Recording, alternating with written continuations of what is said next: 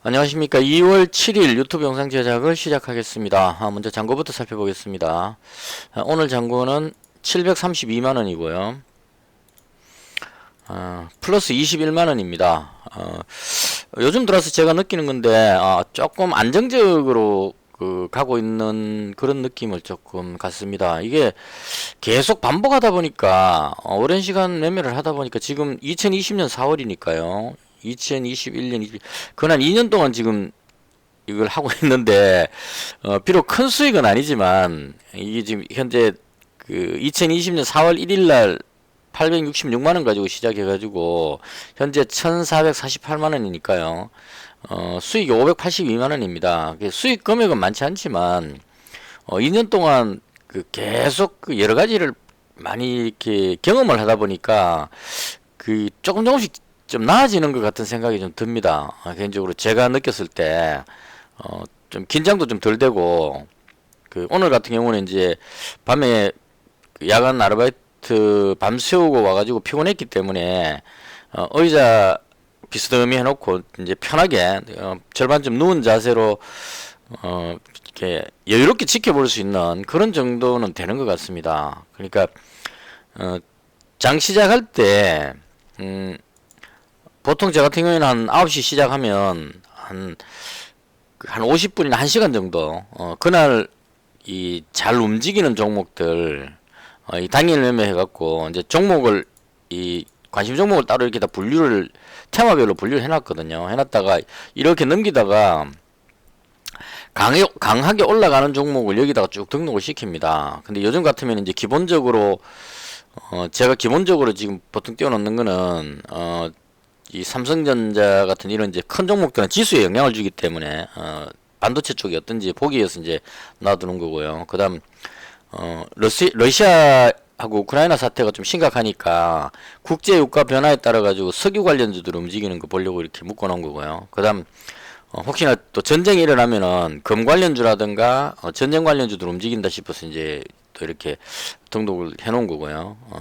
최근에 그렇다는 얘기입니다. 이게 좀 테마가 확 바뀌면, 예를 들어서 전쟁 이런 게 끝났다 이렇게 생각이 되면 이 종목 빼고 다른 걸 넣겠죠 또. 그 당시 때 테마 좀 유망하다 싶은 테마들을 몇 종목씩 이렇게 등록을 쭉 시켜 놓습니다. 그리고 이제 남북 경협주 같은 경우는 전쟁 관련주의 반대 개념이니까 이것도 이제 비교해서 봐야 될 필요가 있다 이런 의미로, 북한의 도발로 인해서 전쟁 관련주가 올라가면 경협주가 떨어진다 뭐 이런 개념으로 두는 거고요. 그다음 진단키트 관련 테마 쪽, 뭐 화장품 관련주, 여행 관련주, 이제 엔데믹 관련한 거죠. 그다음 이제 제가 관련 두는 게 안철수 관련주, 그다음에 윤석열 관련주, 이재명 관련주, 이렇게 이제 종목 나누면, 오늘 같은 경우는 안철수 관련주가 좀 움직였고, 윤석열 관련주는 뭐 제자리였었고, 이재명 관련주가 조금 빠졌다. 그럼 이제 휴일 동안에 지지율 발표가, 여론조사 발표가 이재명 후보가 조금 밀리고 윤석열 후보가 약간 더 위에 올라가는 그런 느낌으로 볼 수 있을 것 같아요. 그리고 이제 안철수 관련주는 너무 빠진 것도 있고, 그동안 너무 많이 빠졌다는 것도 있고, 안랩 같은 경우에는 종목 자체의 가치가 어느 정도 되기 때문에, 거기에 대해서 이제 반발 심리로 올라가는 것도 있고, 나머지 관련주도 올라오는 걸로 봐서 이제 이 단일화 관련한 이슈가 뜨니까, 안철수 후보 쪽에 이제 양쪽에서 이제 러브콜을 받고 있는 상태죠. 그런 기대감으로 좀 오르지 않았느냐. 뭐 대충 이런 식으로 이제 기본적으로 요 정도는 요즘은 가지고 갑니다. 이 정도 등록해 놓고, 그다음 아침에 이제 오늘 좀 강해 보이는 거를 따로 또 등록을 시킵니다. 오늘 같은 경우는 바이오로그 디바이스 이 종목이 뭐 오미크론 관련해 갖고 뉴스가 떴던 것 같아요. 급등했던 거. 그다음 비트코인이 약간 반등했기 때문에 갭으로 떴다가 뒤로 밀리는 이런 것들, 뭐 이런 식으로 이제 쭉 등록해 놓고, 한 10시까지 쭉 이렇게 쭉 테마주 쪽으로 넘기다가 좀 강하다 싶은 종목을 하나하나씩 이제 여기다 등록을 다 시켜요. 시켜 놓고 그다음 이제 세상에서 가장 편안한 자세로 지켜봅니다. 이렇게 지켜보다가 어떤 뭐라 그러죠? 움직임이 딱 보이면 이제 매매를 하는 이런 식으로 지금 대응을 하고 있습니다. 그래서 조금 여유롭게 대응하고 있다. 요거 이제 말씀을 드리고 싶어가지고, 그래서 실시간으로 제가 보여드리는 것 같으면 제가 하는 걸 그대로 보여드리면은 이제 같이 이렇게 이야기하면서 하면 되겠지만은 그게 아니기 때문에요. 장이 다 끝난 후에 제가 영상을 올리기 때문에 제가 올리는 이 영상이 여러분들한테 얼마나 도움이 되실지는 잘 모르겠습니다. 근데 일단은 제가 이렇게 하고 있다는 거를 그냥 보여드리는 거고 이 종목들을 매매하라 이런 뜻이 아니고 제가 하고 있는 방법을 보여드리는 겁니다. 저는 이제 코스트라니 선생님 그 책에 나오는 내용을 바탕으로 해서 지금 계속 하고 있는 생각을 해서 어떤 매매하는 그런 방식이고요. 돈, 생각, 인내, 행운 뭐 이런 어떤 관점으로 하고 있습니다. 그래서 그 하고 있는 것들을 계속 이제 그 보여드리는 거고 그 제가 매매하는 종목에 집중하시지 말고 제가 하는 방법 쪽에 집중해 갖고 종목은 스스로가 판단해서 하셔야 돼요. 그러니까 제가 하는 종목을 참고해 가지고 괜찮다 싶으면 매매하시는 건 괜찮은데 제가 찾는 종목을 아무 생각 없이 그냥 바로 따라서 같이 사시면 안 된다는 얘기입니다. 그래서 그런 관점으로 여러분들 매매하시는데 좀 도움이 될까 싶어서 제가 지금 이제 설명을 드린다 이렇게 보시면 될 것 같아요. 이게 좀 계속 똑같은 방송을 해도 큰 도움이 안 되실까 싶어서 제가 고민하다가 이제 이 말씀을 드리는 겁니다. 자, 그래서 제가 오늘 했던 거를 최대한 풀어가지고 설명을 한번 해보겠습니다. 일단 저 같은 경우에는 먼저 그 미국 증시를 먼저 참고를 합니다. 그러니까 지난 금요일에 미국 증시가 이 휴일이 꼈을 때는 금요일에 이 미국 증시는 그 평일보다는 조금 영향을 덜 줍니다. 왜냐하면 휴일이 지나는 동안에 변화가 돼버렸기 때문에 영향을 좀 적게 주긴 하는데 그렇더라도 어느 정도는 영향을 준다 이렇게 판단을 하고 대응을 하는 편이고요. 보시면 나스닥이 좀 상승을 했습니다. 1.58% 상승을 했고 이건 이제 아마존 실적이 좋게 나와가지고 올라갔습니다. 그러니까 그 전날 빠졌던 게 나스닥 기준으로 저는 웬만하면 이제 나스닥 지수 쪽으로 집중해서 봅니다. 기술주니까 우리나라의 삼성전자라든가 이런 쪽 영향을 주기 때문에 보시면 목요일날 여기 빠졌을 때 이 메타 플랫폼인가 그 있죠 그 이름 바뀌었던 회사인데 메타 플랫폼인가 그 회사가 실적이 안 좋아가지고 많이 빠져버렸거든요. 그래서 이건 그 개별 종목의 악재로 인해서 빠져버린 거고, 그 다음에 이제 금요일 날은 아마존 실적이 좋게 나오니까 그 아마존 실적 좋은 게 영향을 줘가지고 다시 위로 올라갔다 이렇게 보시면 될 것 같아요. 근데 생각보다 반등이 조금 약했습니다. 여기서 이만큼 떨어졌는데 지금 반등이 조금은 약한 느낌은 좀 가집니다. 근데 일단 1.58% 해가지고 빠진 거를 돌렸기 때문에 좀 긍정적이었다 이렇게 보여졌고요. 다우지수 같은 경우에도 그 꼬리 달고 들어올렸기 때문에 모양이 나쁘지 않다 개인적으로 그렇게 생각을 했습니다. 그래서 요것만 봤을 때는 국내 증시에 좀 그 플러스적인 상승 요인으로 작용할 것이라고 생각하고 장을 시작했는데 막상 국내 증시가 딱 시작하고 나니까 다르게 떨어져 버린 거예요. 코스닥 보시면 5분봉입니다. 이거 여기서 시작했는데요. 장 시작할 때 갭으로 뜬 거는 금요일날 미증시가 상승했으니까 그러니까 제가 지금 보는 게 코스닥이니까요. 나스닥 지수가 상승했기 때문에 갭으로 떠갖고 상승 출발을 했는데 오늘 그 미국 선물 지수가 하락을 하고 있었습니다.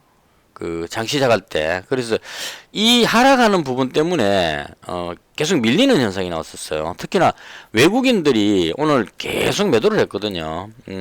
최종적으로 가장 많이 매도했을 때가 2,900 오늘 적으면서 제가 했습니다. 자꾸 매도를 너무 많이 하길래 코스닥이 2,920억치만큼은 매도를 했었어요. 그러니까 여기서부터 외국인 매도가 계속 나오니까 이제 밀리는 거죠. 그러니까 미국 선물 지수가 좀 빠지고 있는 상태에서 외국인이 매도를 치니까 심리적으로 이게 받아주기가 좀 부담스러우니까 이제 계속 밀린 겁니다. 그래서 하루 종일 계속 하락하고 가다가 후반으로 오면서 대충 한 1시 36분쯤이었던 것 같아요. 1시 36분이니까 여기쯤에서부터 지금 제가 요 가리키는 요 부분 요 시간대부터 미국 선물 지수가 상승을 했어요.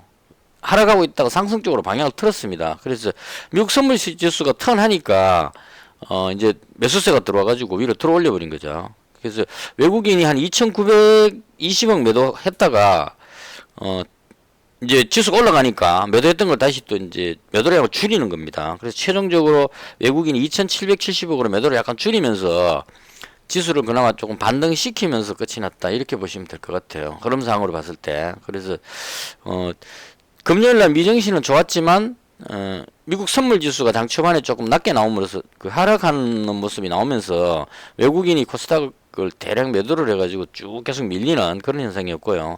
의도적으로 밑으로 누르려고 시도를 했던 것 같아요. 근데 미국 선물 지수가 상승해버리는 바람에 매도 누르던 걸 포기하고 다시 약간 들어 올리면서 끝이 났다. 이렇게 정리하시면 될 것 같습니다. 그래서 이제 이건 지나간 거니까 앞으로 어떻게 될 것이냐는 부분이 이제 가장 중요하겠죠. 그래서 보시면 그 지금 그 기존에 나왔던 금리 인상 우려감 같은 이런 부분들은 시장에 어느 정도 반영이 된 것 같습니다. 그 물가가 많이 높고 하기 때문에 금리 인상 우려감이 있긴 한데 충분히 많이 빠졌기 때문에요. 그 부분은 추가로 악재로 작용할 것 같지는 않습니다. 근데 이제 남아 있는 게 러시아가 지금 그 우크라이나 공격하려는 그게 아직까지 계속 진행형인 것 같아요. 제가 오래전에 뉴스 봤을 때 2월 중순쯤에 러시아가 공격할 가능성이 있다 이렇게 본 것 같거든요. 그건 추측성 기사기 때문에 그렇다가 아니고 러시아가 만약 공격을 한다면 이제 군대를 집결시켜 갖고 들어가야 되니까 한 2월 중순쯤이 될 것이다 이렇게 예상을 하는 것 같아요. 그래서 이게 그 전쟁이 일어날지 아닐지는 장담할 수는 없습니다. 근데 중요한 거는 이 상태에서 그냥 러시아가 아무것도 안 하고 군대 다 배치해놨다가 아무것도 안 하고 그냥 철수하고 끝 이렇게 할 것 같지는 않거든요. 적어도 상당한 위협을 가해가지고 미국을 비롯한 유럽 쪽의 이 서방 국가들하고 협상을 해가지고 나름대로의 뭔가를 얻으려고 하는 그런 시도 정도는 할 거란 얘기죠. 아무것도 안 하고 그냥 준비 다 해가 공격하려고 그러다가 그냥 군사를 뺀다. 이건 조금 아닌 것 같단 말이에요. 그래서 심각한 어떤 상황까지 갔다가 전쟁이 일어날지 안 날지는 그 상황에 가봐야 알겠지만 일단 지금보다 조금 더 심각한 상태까지 갈 가능성이 있다. 여기까지를 저는 이제 예상을 하는 겁니다. 그래서 만약 그렇다면 국제유가가 지금 오늘 대충 한 92달러 WTI 기준으로 한 92달러 정도까지 갔었습니다. 지금 현재 91.65달러인데요. 그래서 이게 예상하는 사람들이 100달러 예상하는 사람도 있고 120달러까지 예상하는 사람도 있습니다. 그래서 만약에 그런 러시아의 어떤 전쟁 위험 같은 게 좀 더 심해졌을 경우에 그것으로 인해서 그 증시도 약간 영향을 받을 수도 있지 않겠느냐 이런 생각들은 있습니다. 이건 예측이 상당히 어려운 겁니다. 그러니까 일반적으로 뭐 실적이라든가 이런 것들은 어느 정도 예상이 가능하기 때문에 거기 맞춰서 가면 되는데 러시아가 우크라이나를 공격할지 안 할지는 푸틴 대통령 마음이기 때문에 이걸 예상한다는 건 불가능합니다. 단지 제가 예상하는 거는 이제 도발할지 안 할지는 모르겠지만 도발하려고 하는 시도까지는 할 것 같다. 여기까지 이제 제가 생각하는 겁니다. 그래서 지금 폭격기가 그 상공을 날아다니는 뉴스도 나왔고 그리고 러시아에서 그 우크라이나가 러시아군을 공격했다는 이런 가짜 영상을 만들어 갖고 그 배포하는 그 정황이 또 그 들켜가지고 폭로되는 이런 상황도 있었습니다. 그래서 이런 것들을 봤을 때 어떤 꼬투리를 잡아서라도 도발을 할 가능성이 높다고 생각하고 배팅을 한다. 그렇게 생각하시면 될 것 같아요.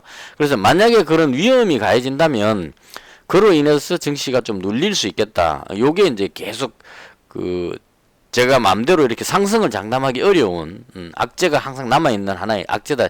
개인적으로 그렇게 생각합니다. 그래서 그걸 염두에 두고 장중에 저 같은 경우는 국제유가를 미국 선물지수하고 국제유가를 띄워놓고 봅니다. 보면서 유가가 갑자기 급등하는 이런 모습이 나온다면 뭐 러시아에 무슨 사태가 발생했거나 돌발적인 중동이나 러시아 쪽에 돌발 사태가 발생했다 이렇게 예상할 수 있으니까 지금은 미국 선물지수하고 국제유가를 같이 놔놓고 장중에 비교를 하면서 봅니다. 그래서 만약에 미국 선물지수가 급락하면서 국제유가가 급등한다 그러면 러시아 쪽이나 어딘가에 어떤 지정학적인 뭔가가 발생했다 이렇게 예상할 수 있으니까요. 그 몇 초 사이가 상당히 중요합니다. 만약에 어떤 도발이 있었는데 그걸 뉴스를 보는 순간에 벌써 주가는 다 반응을 해버리거든요. 그래서 그걸 이제 미리 캐치하기 위해서 미국 선물지수하고 국제유가 이 두 가지를 요즘 참고를 하면서 그 러시아 사태가 없을 때는 미국 선물지수만 가지고 제가 그 지수를 이제 예상을 하는 겁니다. 그러니까 대충 이런 느낌이죠. 아침에 떴다가 미국 선물 지수가 내려가면 눌릴 것이라고 예상을 해서 반응을 하는 거예요. 그러니까 눌릴 것이라고 예상을 하는 거고, 어느 정도 빠지고 나서 미국 선물 지수가 턴하면 이제 그 미국 선물 지수가 상승하니까 우리도 따라 반등이 나올 것이라고 여기쯤에서는 이제 우량 종목 쪽으로 해서 매수가 들어가는 거죠. 여기서 눌릴 때는 지수가 빠지는 상황이니까 석유 관련주 같은 이런 쪽으로 주로 매매를 하는 거고요. 지수가 빠지니까 그 국제유가가 상승하고 지수가 빠질 때 이럴 때는 이제 석유 관련주가 괜찮으니까 그럴 때는 석유 관련주를 매매를 하고, 또 반등할 때는 우량주 매매하고, 이런 식으로 지수를 참고해 가면서 매매한다. 이걸 이제 말씀을 드리고 싶었어. 제가 하는 걸 그냥 그대로 설명을 조금 한번 해드릴 필요가 있지 않나 싶었어요. 자, 그래서 제가 구체적으로 매매한 걸 제가 매매한 걸 중심으로 설명드리겠습니다. 제가 금년을 가지고 있었던 종목이 한국석유 가지고 있었고요. 그 다음 잉그루드랩 가지고 있었습니다. 한국석유가 100만원 아니야. 이거 그 금요일날 제가 방송할 때 잉글우드랩으로 올인된 상태로 방송을 했었습니다. 이게 700 몇십만원 갖고 있었는데, 그때 방송할 때 제가 말씀드렸죠. 시간에 거래해서 잉글우드랩을 줄이고 한국석유를 비중을 매수를 하겠다 이렇게 말씀드렸는데, 잉글우드랩을 그 700만원 중에 400만원치를 팔고 한국석유로 300만원 매수를 했습니다. 그러니까 한국석유 300, 잉글우드랩 300, 나머지 100만원 현금 요렇게 가지고 오늘 장이 시작을 했습니다. 근데 그 제일 먼저 했던 게 한국석유를 보시면 여기서 시작했거든요. 18,400원이니까 한국석유 300만원이 있었거든요. 그래서 여기서 이제 일단 이익 실현을 하나 해놓고 보자 싶어가지고 요 100만원치를 먼저 매도를 한 겁니다. 이게 300만원 가지고 있는데 만약 내려가 버리면 이제 그 손실이 발생하면은 그 아침부터 손실 발생하면은 그 복구하느라고 정상적인 매매가 잘 안 되더라고요. 그래서 일단은 가지고 있는 종목이 뜨면 일단 일부는 이익 실현하자, 이게 요즘 제 그 방식입니다. 그래서 뜨길래 100만원치를 일단 이익 실현했고요. 그 다음 잉그로드랩을 다 팔아버렸는데 요건 좀 실수했던 것 같아요. 너무 빠르게 팔아가지고 8,670원에 다 팔아버렸거든요. 여기서 다 팔아버렸습니다. 이거 눌릴 때 뒤로 눌리길래 하락할까 싶어 거기서 팔아버렸는데 들어 올려버렸어요. 그래서 요거는 너무 빨랐다. 조금 더 기다렸다가 올라갈 때 팔았어야 되는데, 왜냐면 확진자 숫자가 계속 많이 나오니까 이 화장품 관련주가 좀 부담스러워가지고 팔아버렸는데, 팔고 나서 제가 그 여기서 팔았습니다. 8,670원이니까 여기쯤에서 팔았어요. 눌릴 때 여기쯤에서 팔았는데 이게 다시 또 돌려가지고 올라가 버렸습니다. 그래서 조금 아쉬웠다. 이거 너무 빨리 팔아가지고 약간 아쉬웠던 그런 부분이 있었고요. 그 다음 다 팔고 나서 이제 한국석유를 이제 추가로 또 더 매도로 이익 실현을 더 했습니다. 18,800원에 18,800원이니까 대충 한 여기쯤에, 지금 제가 줄 꺼놓은 자리 요 자리 줄을 꺼놓은 이유는 대충 올라가면 한 요 정도 선 정도 오면 좀 매도 물량이 나올 것 같아서, 그래서 이제 여기서 100만원치 정리하고 여기서 100만원치 정리하고 이런 식으로 이제 정리를 한 거죠. 그래서 이익 실현을 하고 수익을 어느 정도 올려놓고 그 다음에 이제 쭉 지켜보면서 100만원치는 이제 계속 가지고 가는 이런 방식으로 이제 쭉 갔었고요. 디테일하게 설명하니까 더 이상하네요.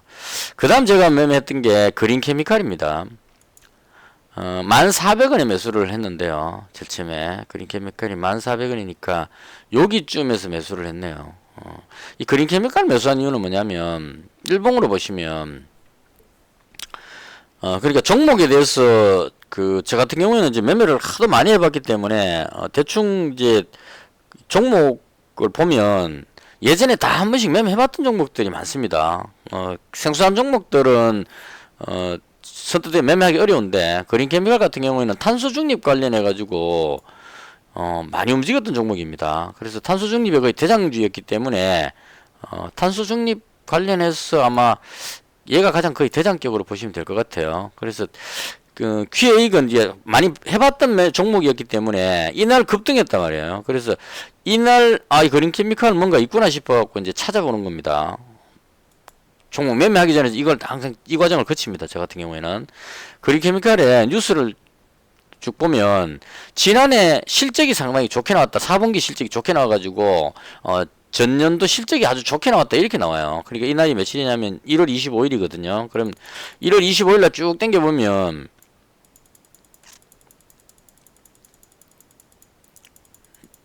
이런 걸 이제 저는 이렇게 이 과정을 거쳐야 확률이 높아진다고 보거든요. 그러니까 얘가 급등했으면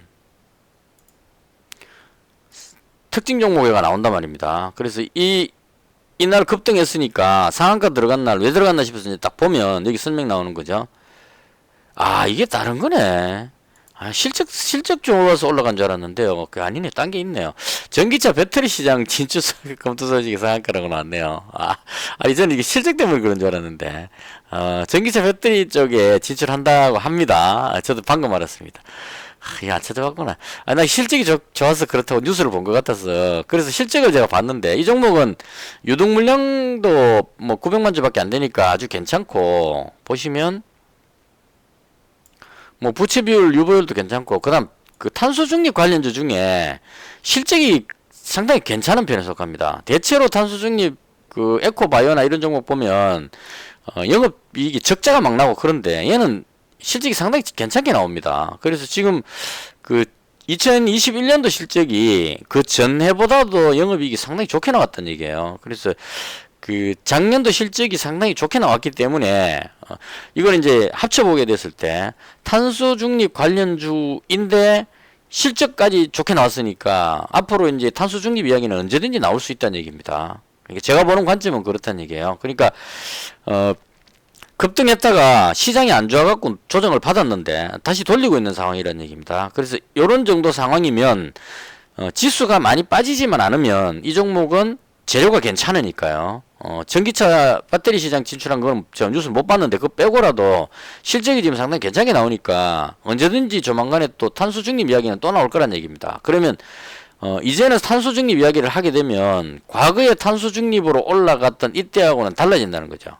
이때는 실적이 별로 있는데도 불구하고 막 올라갔는데 지금은 실적이 좋은 상태인 그 실적이 좋게 나오고 있으면서 주가는 그때보다 많이 내려와 있는 상태니까 여기서 탄소 중립이라는 어떤 재료가 터지면 급등할 가능성도 있다 이런 얘기입니다. 그래서 탄소 중립 관련주가 여러 개 있지만 그 중에 이 종목은 실적이 뒷받침되는 종목이니까 충분히 길게 가져가 볼 만하다 이런 생각을 하고 이제 매수를 한 겁니다. 그래서 지금 제가 그 그린 케미칼을 현재 100만원치 가지고 있는 상태고요.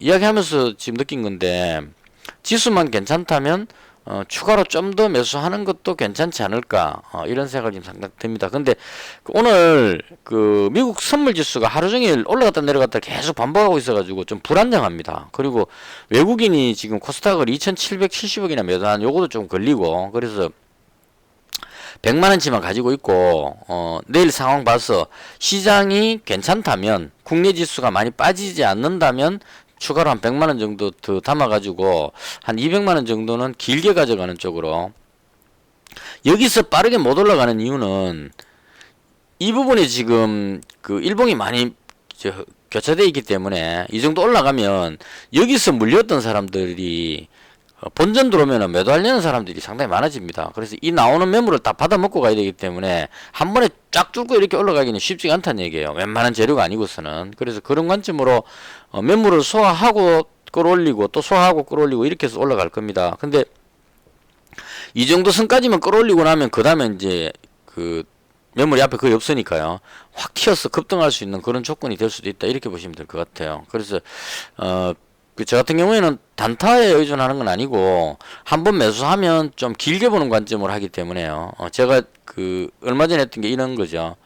휴마시스가 이 가격일 때 확진자가 미국이나 유럽에서 급증하고 있으니까 우리나라도 확진자가 급증할 것이다. 그러면 확진자가 급증하면 PCR 검사로는 다 못하니까 자가진단 키트를 쓸 수밖에 없다. 그럼 자가진단 키트를 쓴다면 휴마시스하고 SD바이오 두 종목이 대장격이다. 근데 SD바이오는 그 상장한 지 얼마 안 됐기 때문에 보호회수 물량 풀리는 그런 것 때문에 누를 수 있기 때문에 얘보다는 휴마시스가 탄력 받을 것이라고 여기서 생각하고 여기서부터 매수했는데 확진자가 급증하면서 여기서 지금 제가 정리를 했거든요. 이 상한가 들어간 이날 여기서 매도를 했습니다. 이런 식으로 생각을 해갖고 이제 하는 거고요.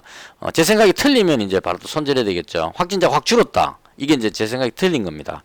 확진자가 급증할 걸 예상하고 여기서 매수했는데 이 자리에서 매수했는데 확진자가 급증하고 있으면 그냥 계속 가지고 있으면 되는 거죠. 확진자가 늘어나는 동안만큼은. 그래서 급증했을 때 여기쯤에서 이제 여기서 판 이유는 여기서 샀는데 이 정도 올라왔으면은 많이 올라왔기 때문에 확진자가 더 늘어나더라도 더 이상 올라가기에는 좀 벅찬 어느 정도 위치까지 왔다 이렇게 봐야 돼요. 재료는 계속 살아있지만 가격이 너무 높아져 버렸기 때문에 그 올만큼 와버렸기 때문에 이제 이익 실현을 하려는 사람들이 많아지니까 그래서 이제 여기서 팔아버렸는데 그 다음날 한번 뜨고 나서 쭉 밀려갖고 지금 아래 내려왔죠. 그래서 이런 식으로 이제 판단하는 겁니다. 같은 의미로 그린케미칼은 일단 실적이 괜찮다는 부분하고 그다음 아까 그 뉴스에 나왔던 전기차 뭐 배터리 쪽인가 그 진출한다는 그 부분 솔직히 그 어느 정도 가치가 있을지는 잘 모르겠습니다. 일단 그거보다는 개인적으로 봤을 때 탄소 중립 이야기가 또 나올 때가 됐기 때문에 탄소 중립 이야기가 나오게 됐을 때 이 종목이 실적을 뒷받침하는 탄소 중립 관련주니까 대장격으로 급등할 수 있다. 이렇게 보는 겁니다. 그래서 탄소 중립은 앞으로 그 언제가 될지 모르겠지만 반드시 나올 수밖에 없습니다. 우리나라가 뭐 2000 뭐 몇 년도까지 몇 프로 이게 있기 때문에 뉴스가 안 나올 수가 없죠. 그래서 이건 이제 장기적으로 그냥 그 한 100만 원 정도 묻어놔 버리면 적어도 한 2배 정도까지는 갈 수 있지 않나. 이거 아마 많이 올라갔을 때 그냥 19,000원까지 가죠. 그러니까 그런 마음으로 이제 잡고 있으면 적어도 한 뭐 15,000원대 이상 갈 걸로 보여지거든요. 그래서 그런 관점으로 오늘 1차적으로 한번 매수했고요. 시장만 좋았다면 한 200만 원 정도 가지고 갈만 했는데 시장이 좀 불안정해 갖고 일단 100만 원치만 매수를 했습니다. 자, 그다음에 그 SD 바이오센스를 거의 끝날 즈음에 7만 원에 매수를 했습니다. 보시면 7만원이니까요. 대충 여기쯤에서 매수했던 것 같아요. 그 이외에도 뭐 단타를 많이 했지만 단타 있는 이런 것들은 뭐 샀다 팔았다 했으니까 그 퉁쳐서 없다고 치고 SD 바이오센스를 매수했는데요. 이걸 매수한 이유는 뭐냐면 제가 분석해 봤을 때 휴마시스보다 SD 바이오센스가 실적이 생산량이 훨씬 더 많은 것 같아요.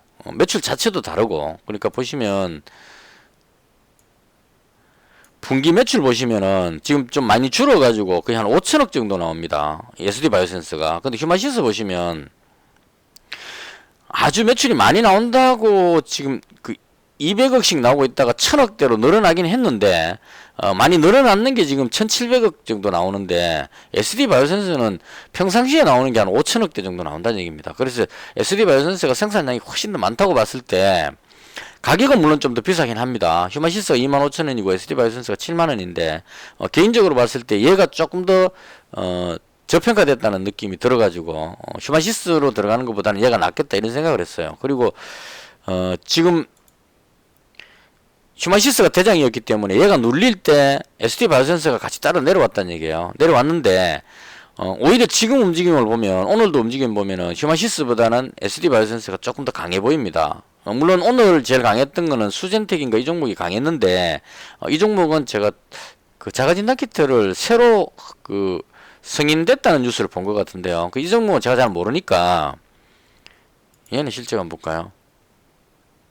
실적이 그렇게 안 많죠. 이거 그 휴마시스하고 비교했을 때도 휴마시스보다 작습니다. 그러니까 가격은 휴마시스 가격대고 그래서 그 금요일 날인가 나온 뉴스 재료 때문에 올라가는 거지 이 종목이 실제로 자가진단 키트에서 대장격으로 보기는 조금 어렵지 않느냐 그런 생각이 들었습니다. 그래서 일단 제가 봤을 때는 SD 바이오센스가 가장 괜찮아 보여서 그리고 확진자가 계속 아직까지 늘어나고 있는 추세니까 보통 보면 수요일 날 확진자가 가장 많이 나오니까요. 지금 나오는 게 3만 한 5천 명 나오니까 수요일쯤 되면 잘못하면 한 10만 명까지도 나오지 않을까 그런 생각이 좀 듭니다. 그리고 학생들 개학하고 이렇게 하면 방어가 잘 안 될 것 같아요. 제가 보기에는. 그래서 물론 이게 조심은 해야 됩니다. 왜냐하면 확진자가 확 늘었다가 한 10만 명대로 늘고 나면 그죠. 꼭지를 한번 딱 치고 나면 그 다음 꺾이기 시작하면은 예를 들어 10만 명이 최고치라고 치면 10만 명 찍고 나면 그 다음에 내려오기 시작하면 이제 쭉 빠진다는 얘기입니다. 그럼 꺾이는 모습이 나오면 사람들은 벌써 오미크론이 이제 코로나가 끝난다는 쪽으로 해석을 해버리거든요. 그렇게 하면 여기서 떨어지는 것처럼 쭉 이렇게 빠질 수 있는 위험이 있습니다. 그래서 일단은 제가 봤을 때 이건 1차적으로 한번 강한 급등하고 나서 조정을 했는데 이게 시세가 끝나서 내려온다기보다는 급등했는 이 이익 실현 물량으로 해갖고 이제 눌렸다고 보고 한 번 더 시세가 나오지 않을까 이렇게 생각을 해서 일단은 많이 잡기는 좀 부담스럽고 해서 SD바이오센스 100만원 정도 매수를 했습니다. 그래서 이렇게 하고 그 다음에 이제 한국석유를 100만원 남겨놨는데다가 추가로 100만원 더 잡아갖고 현재 200만원 가지고 있고요. 그 다음 중앙에너비스라는 종목 100만원 가지고 있고 요걸 이제 가지고 있는 이유는 러시아 쪽에서 우크라이나를 공격하는 어떤 그런 그 조짐이 보였을 때 유가가 급등하는 모습이 나올 수 있다는 얘기입니다. 그러면 그 지수가 꺾이게 되겠죠. 그러니까 그 전쟁 위험으로 해가지고 지수가 하락할 때를 대비해가지고 이 두 종목을 그냥 가지고 있다 이렇게 설명드리면 될 것 같아요. 그러니까 이 종목은 혹시나 러시아가 우크라이나를 침공하는 그런 사태가 발생한다면 지수가 급락할 때 우량주들 가지고 있는 게 이제 급락하겠죠. 손실 나는 거를 이 종목이 반대로 이제 유가가 급등하면 올라갈 거니까 이걸로 이제 해지하는 차원으로 이제 잡았다 이렇게 보시면 될 것 같아요. 그래서 요건 이제 당장 러시아가 뭐 여기서 그 도발을 멈추고 그냥 없었던 일로 하자 그러고 돌아가지는 않을 것 같거든요. 거기까지 가서 지금 군대를 배치 다 시켜놨는데 국경선에 지금 러시아군이 쫙 그 엄청나게 많은 그 부대가 집결을 하고 있답니다. 그래서 집결 다 했다가 돌아가자 그러고 그냥 돌아갈 것 같진 않아요. 집결했으니까 또 위협을 가해가지고 뭔가 소기의 목적을 협상을 해서 얻어내든지 뭔가를 얻고 빠질 거란 얘기죠. 그럼 그 과정에서 미군도 지금 정원하고 있고 유럽 EU 그 각국에서도 부대를 거기다 지금 계속 투입하고 있기 때문에 긴장 상태는 점점점 올라가고 있다. 이런 관점으로 지금 가지고 있다 이렇게 말씀을 드리겠습니다. 그래서 이건 설령 뭐 아무 일 없어갖고 국제유가가 내려와가지고 하락하더라도 이 도발이라는 건 언제 한번 팍 터질지 모르기 때문에 일단 손실 감안하고 그냥 각오하고 그냥 가지고 있다 이렇게 보시면 될 것 같아요. 근데 이거 오늘 잡은 것도 또 잡고 나서 의외로 뭐 잘 잡혔습니다. 지금 하다 보니까 중앙에너비스를 21,600원에 잡았는데요. 그러니까 쭉 올라가다가 눌렸을 때 21,600원이니까 대충 한 여기쯤에서 잡았던 것 같아요. 제가 잡고 나서 지금 약간 올라와서 끝이 났는데요. 이게 그 게시판에 글 보니까 투자 유의 지정 걸렸던 것 같아요. 투자 유의 지정 걸렸다고 치면 여기서 걸렸다 치면 하나 둘 셋 넷 다섯 여섯 일곱 여덟 아홉 열 오늘쯤이 아마 그 지정 해제되는 날이 아닐까. 정확한 건 아닙니다. 그래서 만약에 또 풀리고 나면 투자 유의 지정 풀리고 나서 호재성 뉴스가 터지면 급등할 수도 있으니까요. 그런 관점으로 100만원치를 잡았습니다. 그러니까 한국석유를 대장격으로 제가 계속 봤는데 오늘 보시면 한국석유보다 중앙에너비스가 더 강하게 올라갔습니다. 그래서 그런 관점으로 한국석유는 200만원 가지고 있고 그 다음 중앙에너비스를 100만원 추가 이렇게 해서 지금 담았습니다. 그래서 다시 정리하면은 이 코로나 부분은 아직까지 그 완전히 끝난 게 아니고 한 번쯤 더 폭증할 가능성이 있지 않을까. 확진자가 좀 줄어드는 느낌인데요. 아직 줄어들지는 않을 겁니다. 제가 예상하기에 지금 어제 나온 확진자가 35,000명인데 현재 시간 어제보다 3,000명 정도 작게 나오는데요. 오늘이 월요일이니까 화요일, 수요일 수요일 날 발표되는 확진자가 거의 이 3만 명보다 훨씬 많은 개인적으로 한 6, 7만 명 정도 넘어가지 않을까 예상을 하고 잡았습니다. 100만원 정도 잡았으니까 여기가 고점이고 확진자가 35,000명을 고점 찍고 밑으로 꺾인다 이렇게 보기에는 조금 이럴 것 같거든요. 그래서 그 계약을 하고 막 사람들이 많이 움직이면 지금보다 훨씬 더 폭증할 수 있다. 그리고 그 방역본부에서 예상하는 게 뭐냐, 전문가가 예상하는 게 뭐냐면 자가진단 키트로 검사를 많이 하고 있기 때문에 이게 그 집계가 덜 잡힐 수 있다 이렇게 예상하는 사람도 있어요. 무슨 말이냐면 PCR 검사하는 것보다 자가진단 키트로 검사했을 때 양성인데도 불구하고 그 초기에는 걸렸는 초기에는 진단 키트에서 음성으로 표시가 된다는 얘기입니다. 그러니까 균이 충분히 그 코 속에 퍼졌을 때는 자가 진단 키트로 검사하면 바로 잡히는데 초창기 때는 이게 그 PCR은 정폭시키니까 다 잡아내는데 자가 진단 키트는 정폭이 아니기 때문에 빠뜨리고 지나간다는 얘기죠. 그러면 자가 진단 키트 사갖고 검사했는데 음성이라서 나 안 걸렸는갑다 싶어가지고 그냥 있는 사람들이 많이 있을 수 있다는 얘기입니다. 근데 이게 좀 지나고 나면 그 좀 상황이 심해졌다 싶어 다시 검사하면 이제 양성으로 바뀌겠죠. 그래서 양성으로 바뀌었을 때 이제 PCR 검사장 가서 검사해갖고 최종적으로 확진자로 등록이 될 거란 얘기입니다. 그러니까 현재 나오는 등록 그 잡히는 35,000명보다 실제로는 훨씬 더 많은 확진자일 가능성이 있다 이렇게 예상하는 사람이 있다는 얘기죠. 그래서 개인적으로 봤을 때는 한 3월쯤에 꺾이는 거는 예상이 되지만 그 전에 한 10만 명대는 돌파하지 않을까 개인적으로 그렇게 생각합니다. 그러니까 이번 수요일이나 목요일쯤에 확진자가 10만 명 정도 나올 가능성이 있다. 그렇게 예상을 합니다. 그래서 그런 쪽으로 해서 진단키트 관련주도 한 100만 원어치 현재 가지고 있는 상태입니다. 이것저것 너무 이 백화점식으로 많이 가지고 있으면 안 된다, 그죠? 선택과 집중 그래가지고 한쪽으로 확 집중을 해야 되는데 일단은 오늘은 이렇게 잡았습니다. 그래서 일단 그 현금도 한 200만 원 정도 있기 때문에 미증시 끝나고 내일 아침에 장 시작하고 나서 또 강하게 움직이는 테마가 새로운 게 있다면 추가로 또 그 매수를 하고 또 가지고 있는 종목은 이익 실현하고 뭐 혹은 손절하고 이렇게 해서 빠르게 좀 대처를 해야 되는 지금은 그 올라갔다 내려갔다가 너무 심하게 움직이기 때문에요. 그러니까 뭐 완전히 급등급락이라는 의미가 아니고 지수가 보면 제가 가장 힘들어하는 흐름이 이런 흐름입니다. 눌리고 나서 계속 이렇게 올라갔다 내려갔다 이렇게 계속 반복하면 올라가는 줄 알고 상승하는 줄 알고 매수하면은 끊긴단 말이에요. 손절하면 다시 또 올라가고 이렇게 돼버렸을 때 가장 힘들거든요. 그래서 길게 보고 있어갖고 될 게 아니고 지금은 오늘 같은 이런 날은 좀 빠르게 이익 실현할 걸 하고 또 충분히 빠졌다 싶을 때 다시 잡아주고 이렇게 이제 해줘야 되니까 생각보다 상당히 개인적으로는 좀 어려운 장이었다 이렇게 생각을 합니다. 그래서 일단 오늘은 이렇게 해서 좀 설명을 시간이 좀 많이 걸리긴 했는데요. 그 제가 했던 것들을 최대한 기억을 더듬어 가지고 상세하게 설명을 드리도록 그렇게 한번 해보겠습니다. 그래야 또 보시는 분이 조금이라도 도움이 되셔야 되지 않겠나 개인적으로 그렇게 생각을 합니다.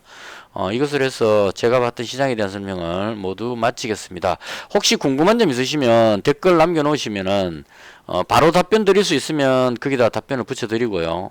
좀 설명이 길어지는 부분이 있으면 내일 영상 만들 때, 그 다음날 영상 만들 때 그 질문에 대한 답변을 먼저 하고 설명하는 식으로 이렇게 궁금한 거 있으시면 언제든지 댓글에 남겨주시면 답변 드리도록 그렇게 하겠습니다.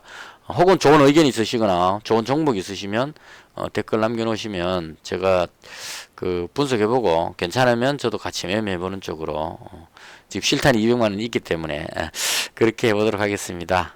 시청해주셔서 대단히 감사합니다. 마치겠습니다.